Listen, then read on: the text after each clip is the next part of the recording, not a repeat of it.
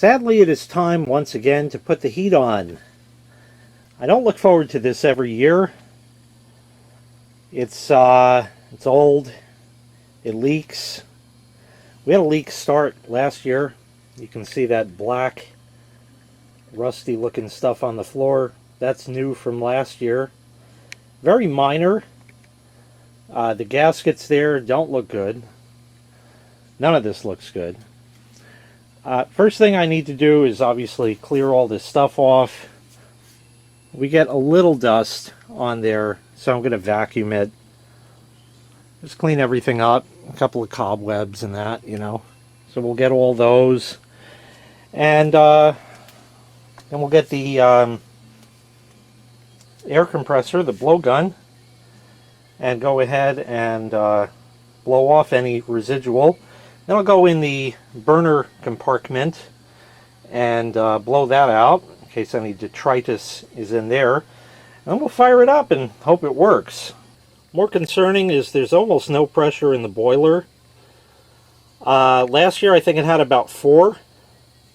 This year not even so much. That's a problem because the automatic water adder thingamajobber, which is right under the expansion tank, that brass colored thing, doesn't work right. So that's good. That always helps. The only way to administer water to this is to undo the cap on that valve, and it leaks bad, and it's not, yeah, we're just going to hope it works is pretty much what it comes down to. It's a shame that I'm putting it on now, but I figure I'll be a little bit proactive because, while today it's about 58 and really not bad, especially in the sun, and in the house it's really acceptable. It's about 68, you know, it's not bad. But in a couple days it's going to be a high of like 47, and we're going to need it. So let's get started with this. We'll pull this disconnect here. Had this wired in years ago so I can run an extension cord to generator and run the boiler in the event we don't have power. That hasn't really happened since Hurricane Sandy, but you never know. Now we'll fire up the air compressor, the old Coleman 6-gallon. There's been tons of videos on this back in the day. It's loud, so get ready.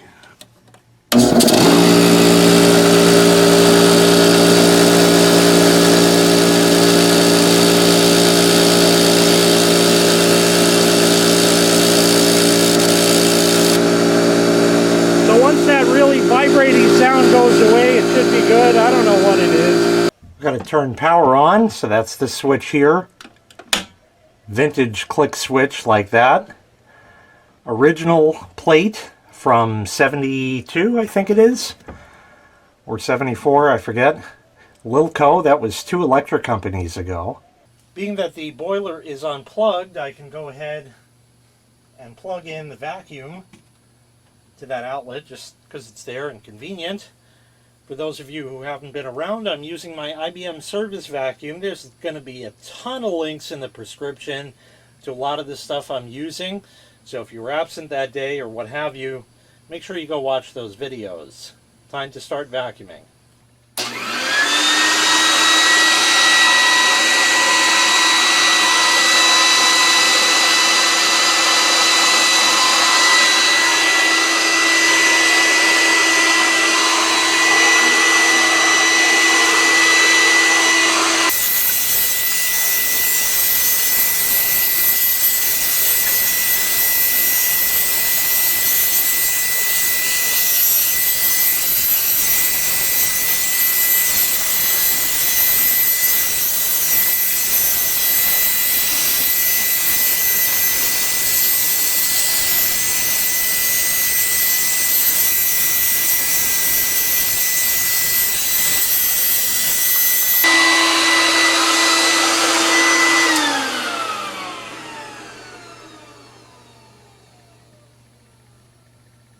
The right tool for the job. Cord is just long enough. For the most part, stays out of my way. It works great for this. And it might only be the one time a year I actually use it. I'm going to just hit the floor around it as well. And then we'll come back. Well, now that the compressor's all charged up from a while ago. Take the air. That's doing fine. It leaks. I know that.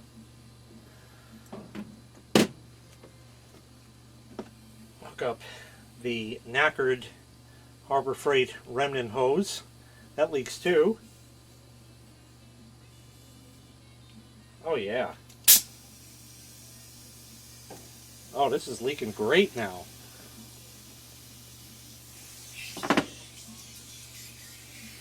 You can definitely hear it.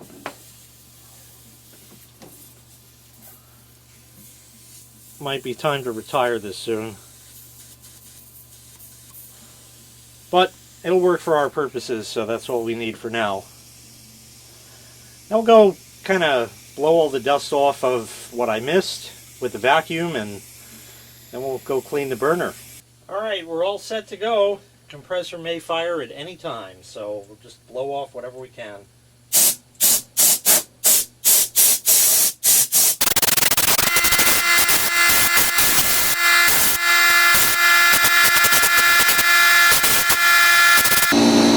We're looking good right there. Now I gotta get on the floor. Oh great. Alright, I guess we're ready here. There's a flame guard in here that I need to take out. It's just sort of hinged.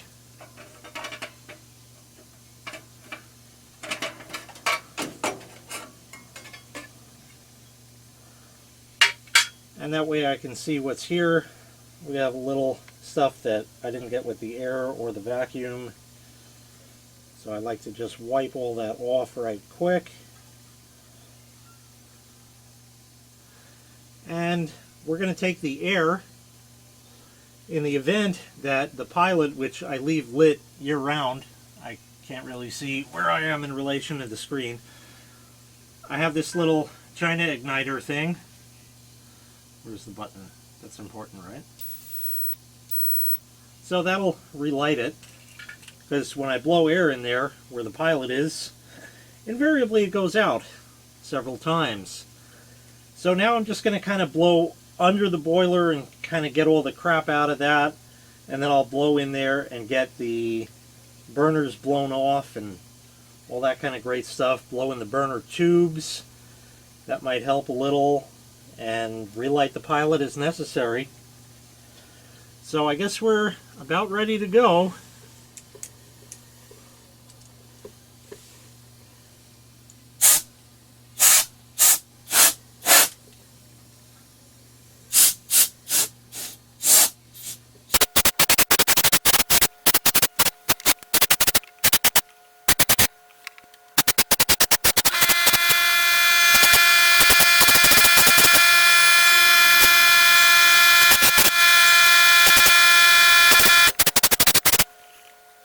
So like I said, it's troublesome.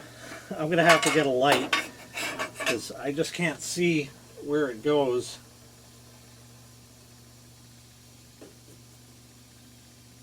It goes somewhere. I think I see the thing on one side, but where it is on the other, I don't know. I'll try it one more time, and then I'll get a light.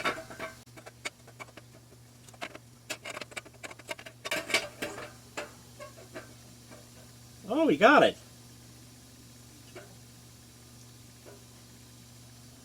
Wow, that's surprising. All right, good. All right, so that's good. That's all done. And now, some more cobwebs and crap over there. Now it's time to go ahead and fire this up.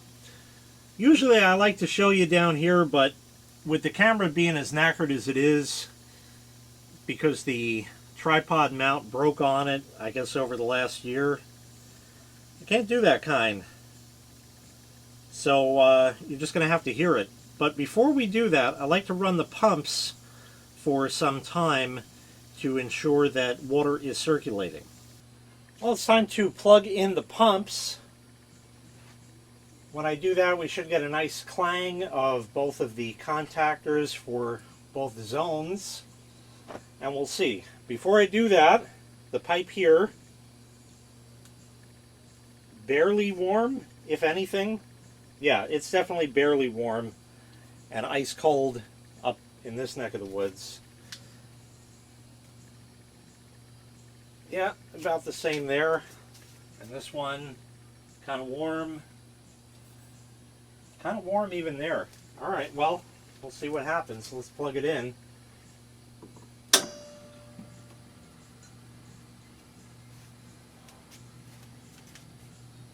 Okay. Both are on. Oh yeah, we're getting warm here. Definitely nice. Ice cold here.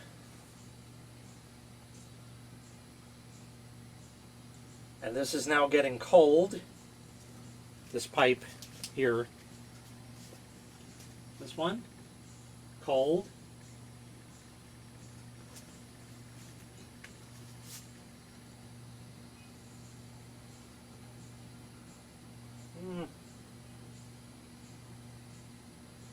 Yeah, it's getting colder. It's not that cold today, so it's kind of hard to judge. I've done this when it's like really freezing.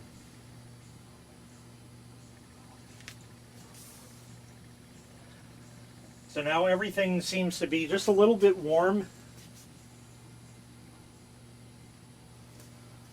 which means that whatever water was sitting in the boiler that the pilot has been heating since the season shut down last year is circulating through. I guess that's really about it. It's just about time to fire, so here we go. All right, we are ready for liftoff. Just checking the pipes again. I guess we'll see what happens. So I'm going to turn that gas valve on. The burner should light, and then we're running. If it doesn't, and this explodes, you will never see this video, and I'll run the hell out of here as fast as I can.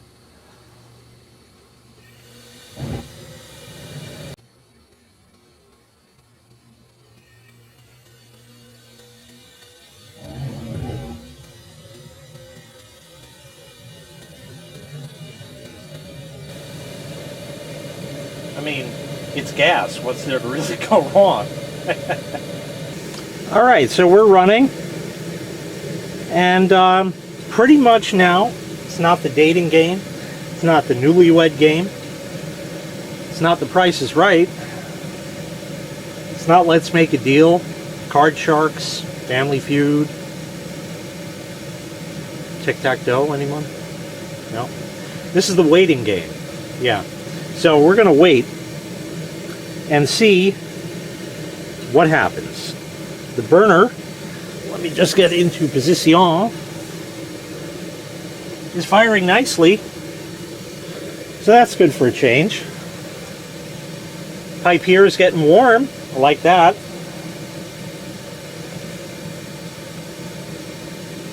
Basement zone, not really.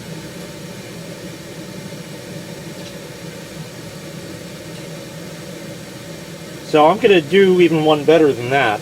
China sent this little doodab. I actually have one already, but let's see if I can turn it on, if the battery has a charge. Yes. That takes 2 minutes, and that gets to 120. It will then tell us the quantity of the air. I got to step in front of the camera here, pardon. There we go.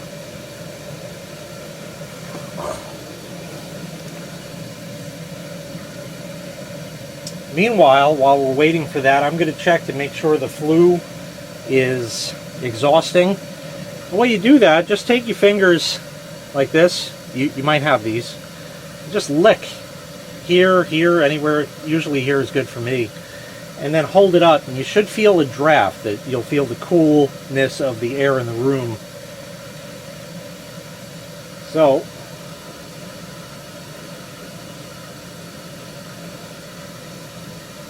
yeah, it's drafting. How good, I don't know. There's a little crud on it. I'll clean that off. As far as the gauge here, Oh, we got a little pressure. Pardon if I'm in the shot. I can't tell.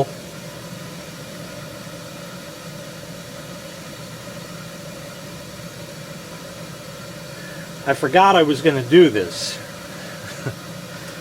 So I would have otherwise had it ready. But we'll just wait, you know, and see, because it is running. Let's check the pipes while we're waiting. Getting hot here. That's pretty good. Yeah, definitely basement's getting warm. And as far as the gauge on the main zone, that seems to have risen approximately the same amount. So that would tend to indicate it's working.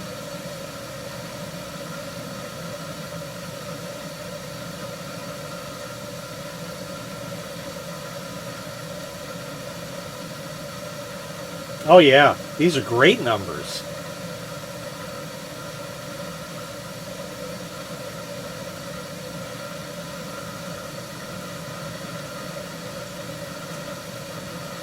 That's even better than the numbers I get in my office, where I have the other one of these.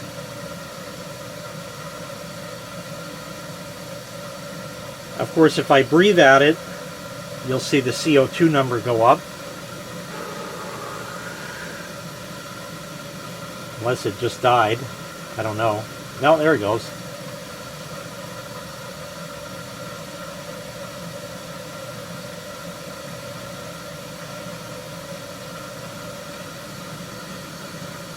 Well, that looks good. Air quality index is horrible right now because of all the CO2. It'll eventually dissipate. Yeah, there we go. We're getting a lot better now. So these numbers are reading nice. I'm very impressed by that. Gauges have risen on the pipes, so I'm definitely liking that. And pardon if I'm in the shot again, I just want to check my gauge. We got a little more pressure and a little more temperature. We got to wait for the temperature here to get to about 200-ish, 190, 200, something like that. And at that point, the burner will shut off because the aquastat will be satisfied. Is that in shot? Yes, this guy here. That's some sort of doohickey that senses the temperature of the water. And this cover comes off. Yes, I know it's upside down. That is how it was mounted. So there's nothing I can do about that. That's how it was from 1974. So that's how it'll stay. I guess that means in 2 more years, this is going to be 50 years old. So it's 48 now. That's rather impressive. So circulators are running. Gauges are gauging. Things are moving. So let's hang out and wait. I'll cut the video until we're in that 190, 200 range and wait for the burner to shut off. So we've been running. We're almost at 180, and I figure while we're waiting, I'll tell you a little bit about the theory of operation. Many of you have furnaces that blow air that's hot. This is not that. This is called a boiler. And a boiler boils water. Or actually doesn't exactly. It heats water is what it does. This thing is a big tea kettle. That's all it is. So what you have is a gas stove burner, but it's gigantic and uses a lot of gas to make sure your bills are high every year.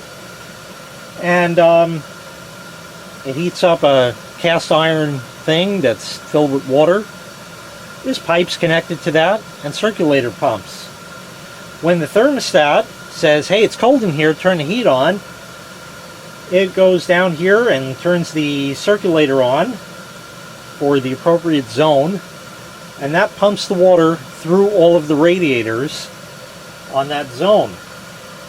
It also calls for the burner to come on. How that's all wired in, I never figured that part out, except that it works, so there's that. So as long as the gas valve is on, it'll fire, and that's it. And it starts heating water and heating water and heating water and heating water and sending that around with the circulator pumps and doing everything it's supposed to do as far as that goes until the point where it reaches the cutoff point that is set on the aquastat.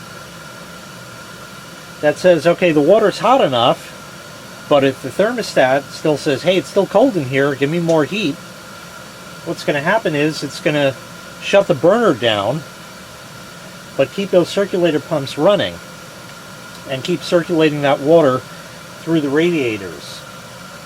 Eventually that water is going to cool off enough that the hydrostat is going to say, nope, too cold, heat it again, and it'll turn the burner back on, and the cycle repeats until the thermostat is satisfied, at which point it shuts down. That's the whole theory of operation. It's pretty simple. The radiators are basically nothing more than the same pipes you've seen here, except they have fins on them, much like a computer heatsink, except on a much grander scale. And depending on the type of radiators you have, if you have baseboard heat, you've seen those around. Those typically have one pipe that goes through and fins on that, but it runs kind of the length of the room. Where the old school radiators, like I have in most of this house, that are kind of in the wall, because when the house was built in the 50s, that's what they used. The radiator it's like this wide, and the pipe curls around through those same fins and gives its heat up that way. They say this is the best kind of heat to have. I don't know if these type systems are really installed much anymore. They are for retrofit, like if this craps out, they'll put a new one in and leave the rest intact. But as far as new homes, I don't believe they actually install these anymore. Let's see how we're doing on temp. Well, it looks like I didn't talk long enough. So, you hear any good jokes lately? Oh, it's not that kind of video. Yeah, okay. Well, we're just gonna have to wait until the burner is shut off by the hydrostat.